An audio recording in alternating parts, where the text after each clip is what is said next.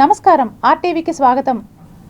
నెలవంక కనబడడంతో ఇషా నమాజ్ అనంతరం మక్కా మసీదులో తరావీహ్ నమాజ్ ప్రారంభమైంది. ముస్లింలు మొదటి 10 రోజులు తర్వా నమాజ్ మక్కా మసీదులో చదవటానికి ప్రాధాన్యం ఇస్తారు.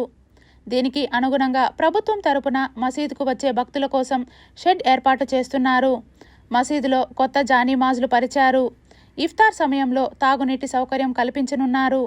గురువారం నుంచి ఉపవాస దీక్షలు ప్రారంభం కానున్నాయి. రంజాన్ మాసం వచ్చిందంటే ప్రజలు ఇళ్లను సుందరంగా అలంకరించుకుంటారు. ధనవంతులు ఇళ్లకు రంగులు వేసుకుంటారు. రంజాన్కు ముందు కొత్త వస్తువులు కొనుగోలు చేసి పాత వస్తువులు తీసేస్తారు. శ్రీ పద్మావతి మహిళా డిగ్రీ కళాశాలలో మరింత మెరుగైన ఫలితాలపై ప్రత్యేక దృష్టి సారించాలన్నారు TTD JEO doctor A Sharath. తిరుపతిలోని శ్రీ పద్మావతి మహిళా డిగ్రీ కళాశాలలో విద్యను అభ్యసిస్తున్న విద్యార్థినులు పరీక్షల్లో అత్యుత్తమ ఫలితాలు సాధించేలా చర్యలు చేపట్టాలని TTD JEO doctor A Sarath అధ్యాపకులకు సూచించారు. గురువారం ఆయన కళాశాల మరియు హాస్టల్ను పరిశీలించి పలు సూచనలు చేశారు. ఈ సందర్భంగా ఆయన మాట్లాడుతూ ముఖ్యమంత్రి వర్యులు నారా చంద్రబాబు నాయుడు సూచనల మేరకు టీటీడీ విద్యా సంస్థలలో సమస్యల పరిష్కారం, మౌలిక సదుపాయాల మెరుగుదలపై ప్రత్యేక దృష్టి పెట్టాలని తెలిపారు. టీటీడీ పాలక మండలి సహకారంతో అభివృద్ధి పనులను వేగవంతం చేస్తున్నామని చెప్పారు. శ్రీ పద్మావతి మహిళా డిగ్రీ కళాశాలలో ప్రస్తుతం 3106 మంది విద్యార్థినులు విద్యను అభ్యసిస్తుండగా వారిలో 2350 మంది హాస్టల్ వసతి పొందుతున్నారని తెలిపారు. కళాశాల ప్రతిష్టను మరింత పెంపొందించేలా నాణ్యమైన విద్య అందించడమే ప్రధాన లక్ష్యమని, అందుకు అధ్యాపకులు కృషి చేయాలని సూచించారు. విద్యార్థినులలో మెరుగైన ప్రతిభ కలిగిన వారు సగటు స్థాయి, తక్కువ స్థాయి, నెమ్మదిగా నేర్చుకునే విద్యార్థినులను గుర్తించి సమతుల్య గ్రూపులుగా విభజించి బోధన నిర్వహించాలని సూచించారు. ప్రత్యేక పరీక్షలు నిర్వహించి ఫలితాలను విశ్లేషిస్తూ ముందుకు సాగితే 100% ఫలితాలు సాధ్యమవుతాయని చెప్పారు. పరీక్షల ఫలితాలు తగ్గితే సంబంధిత అధ్యాపకులు బాధ్యత వహించాలన్నారు. బోధన పరిమాణాలు, వసతి, భోజనం, మౌలిక సదుపాయాలపై విద్యార్థినుల అభిప్రాయాలను స్వయంగా తెలుసుకున్నారు. ఏవైనా సమస్యలు ఉంటే తమ దృష్టికి నేరుగా తీసుకురావాలని సూచించారు. అనంతరం వారితో కలిసి హాస్టల్లో భోజనం చేసి పలు సూచనలు చేశారు. కళాశాల ప్రాంగణంలోని శ్రీకృష్ణదేవరాయల కాలానికి చెందిన పురాతన బావిని పరిశుభ్రం చేసి ఆకర్షణీయంగా తీర్చిదిద్దాలని, విద్యుత్ కాంతులు మరియు భక్తి భావాన్ని పెంపొందించే మ్యూజిక్ వాతావరణం ఏర్పాటు చేయాలని ఇంజనీరింగ్ అధికారులను కోరారు.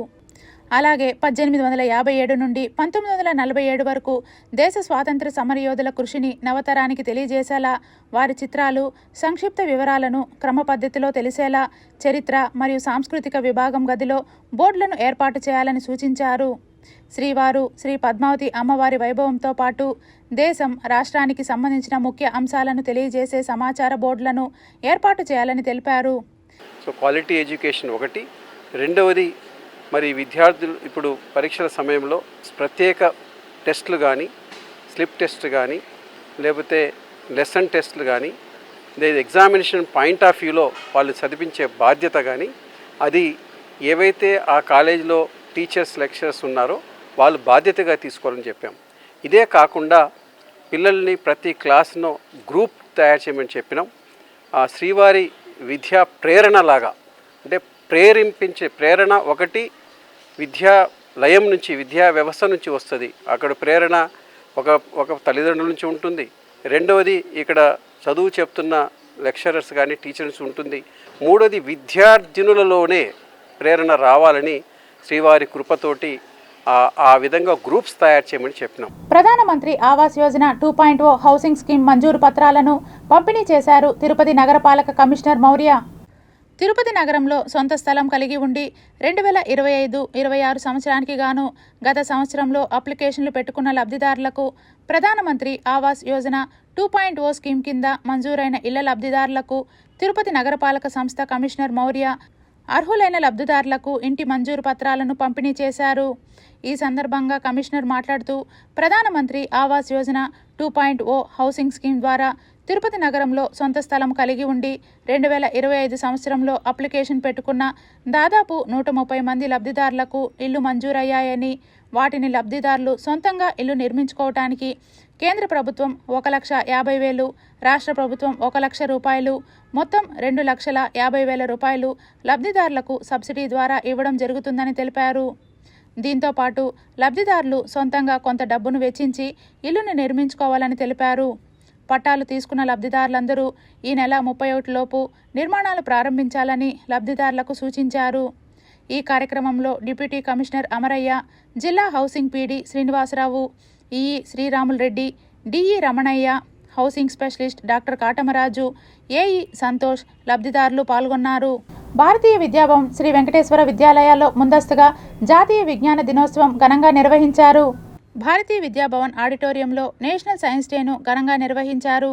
ప్రముఖ శాస్త్రవేత్త సర్ సివి రామన్ ఎఫెక్ట్ కనుగొన్న సందర్భంగా సివి రామన్ చిత్రపటానికి పూలమాల వేసి నివాళులర్పించారు.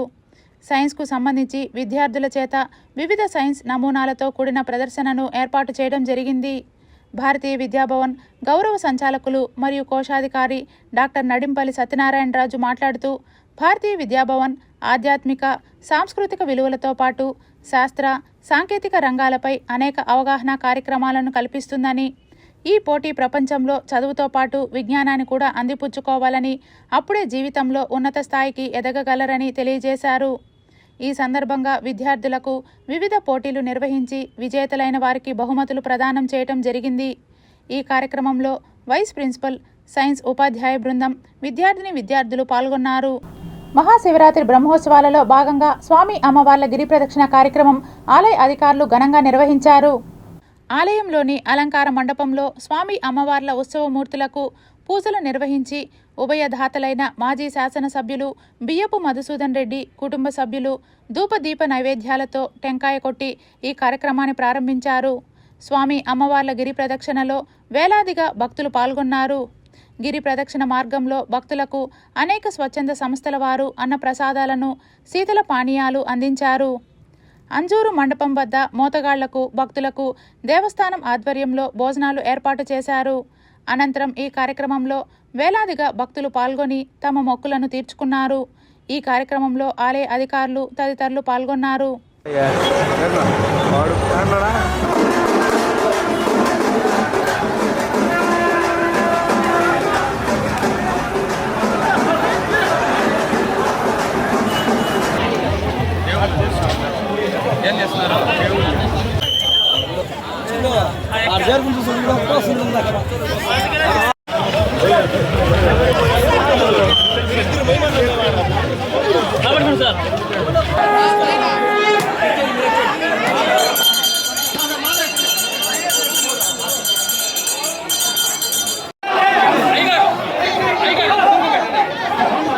ఒంటిమిట్ట శ్రీ కోదండ రామస్వామి వారి ఆలయంలో మార్చి 27 నుండి ఏప్రిల్ 5వ తేదీ వరకు జరగనున్న వార్షిక బ్రహ్మోత్సవాలు మరియు బ్రహ్మోత్సవాల్లో భాగంగా ఏప్రిల్ 1న జరగనున్న శ్రీ సీతారాముల కళ్యాణం ఏర్పాట్లను వేగవంతం చేయాలని టీటీడీ జేఈఓ వి వీరబ్రహ్మం అధికారులను ఆదేశించారు.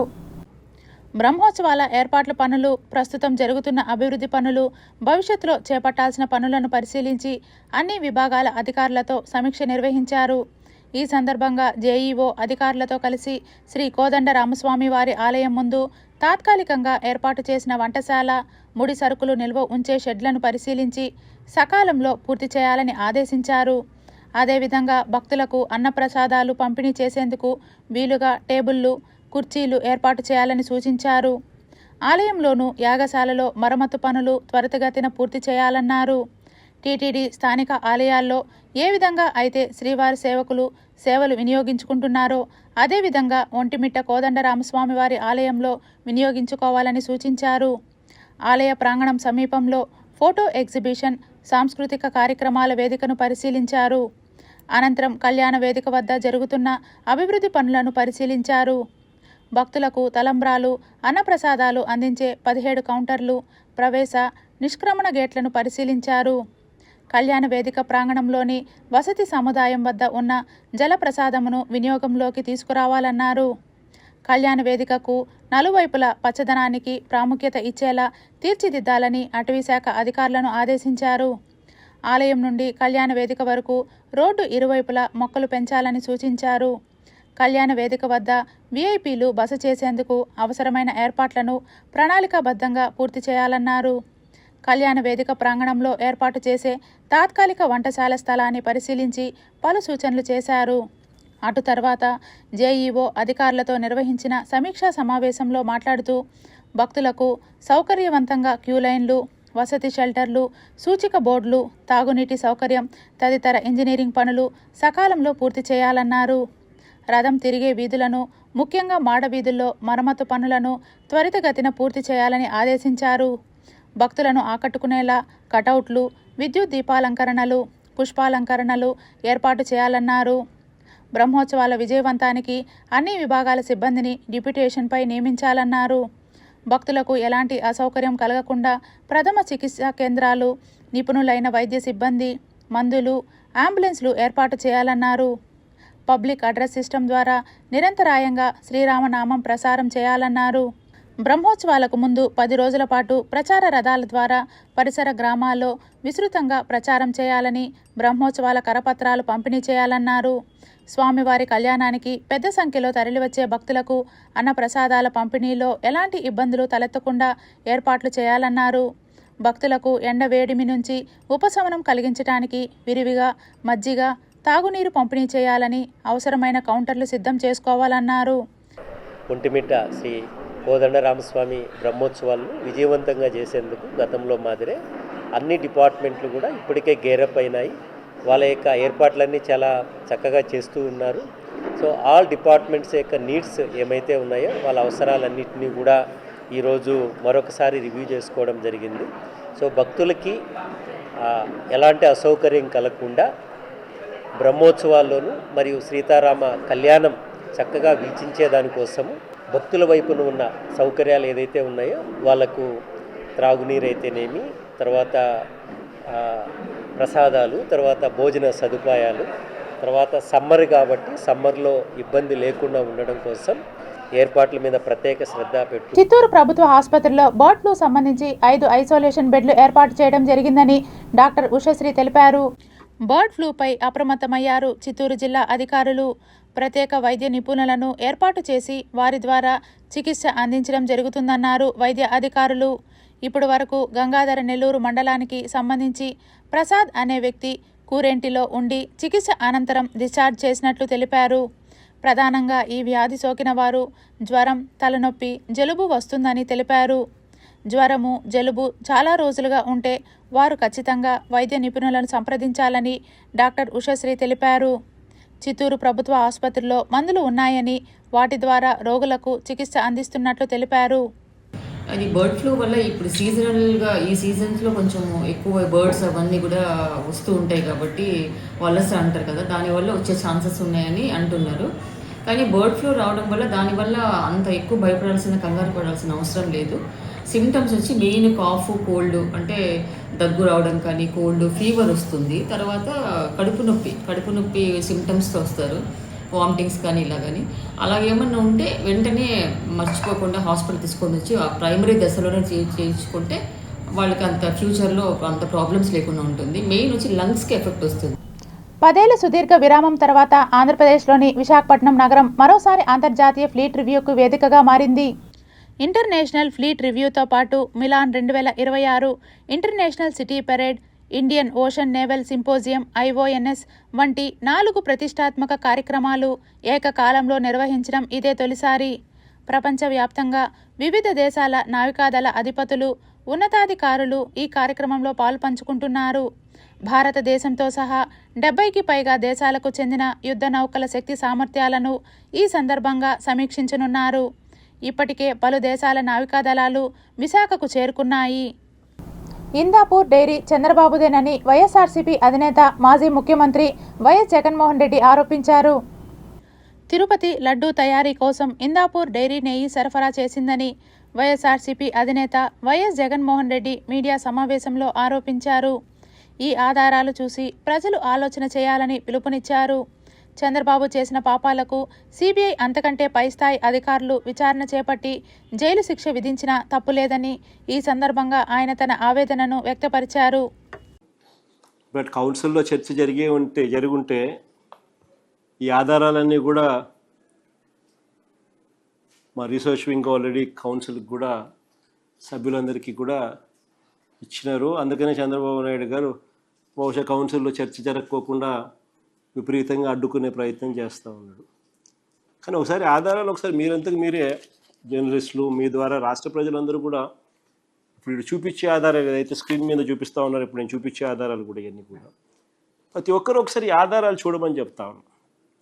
అసలు ఈ ఆధారాలు చూసిన తర్వాత ప్రజల్నే నేను కోరుతా ఉన్నా, మీరే డిసైడ్ చేయండి చంద్రబాబు నాయుడు గారు అనే వ్యక్తి ఎలాంటి వ్యక్తి. ఈ మనిషిని సిబిఐ అంతకన్నా పై స్థానంలో ఉన్న వాళ్ళు వచ్చి ఏమన్నా ఎంక్వైరీ చేసి ఏమన్నా ఈయనను జైలుకు పంపినా కూడా కనీసం ఈయన చేసిన తప్పుకు, అబద్ధాలకు, మోసానికి ప్రక్షాళన అనేది జరుగుతుందా అన్నది ప్రజలే ఆలోచన చేసుకోమని చెప్పి కోరుతా ఉన్నా. ఇందులో మొదటి డాక్యుమెంట్ మీకు చూపిస్తా ఉన్నా. హెరిటేజ్ కంపెనీ అఫీషియల్ వెబ్సైట్లో February 10th, 2026న హెరిటేజ్ కంపెనీ అఫీషియల్ వెబ్సైట్ నేను చెప్తా ఉన్నా, మీకు ప్రజెంటేషన్లో చూపిస్తూ ఉండేది. February 10th, 2026న మ్యానుఫ్యాక్చరింగ్ యూనిట్గా ఇందాపూర్ డైరీని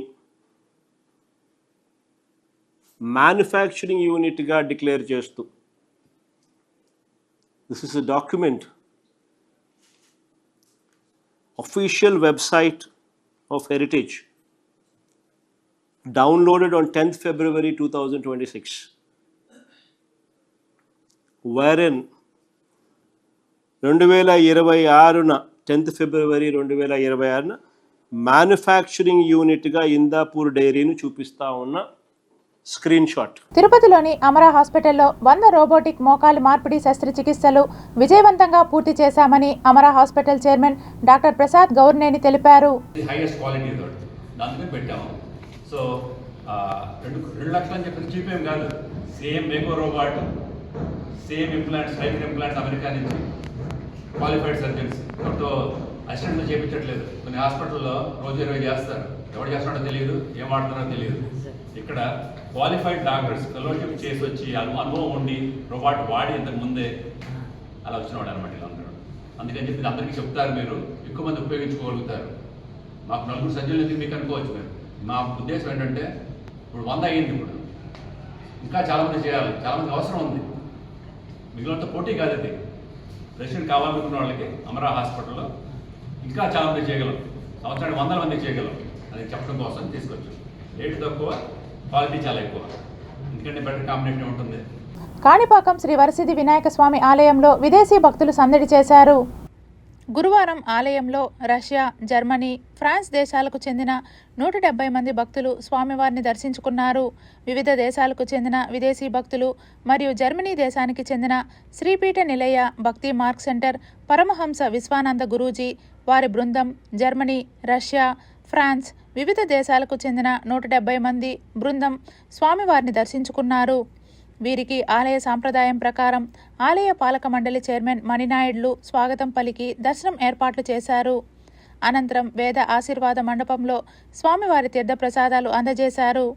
ఈ కార్యక్రమంలో దేవస్థానం చైర్మన్ మణినాయుడు మరియు దేవస్థానం EO Penchala Kishore, superintendent Vasu, temple inspector Ravi, Kanipakam SI Narasimha తదితరులు ఉన్నారు. ఈ సందర్భంగా మాట్లాడుతూ స్వామివారి మహిమలు విదేశీ భక్తులు అడిగి తెలుసుకున్నారు అని పేర్కొన్నారు. Where Mahaganapati is bringing the blessing to all, which they will take to their country and spread it around.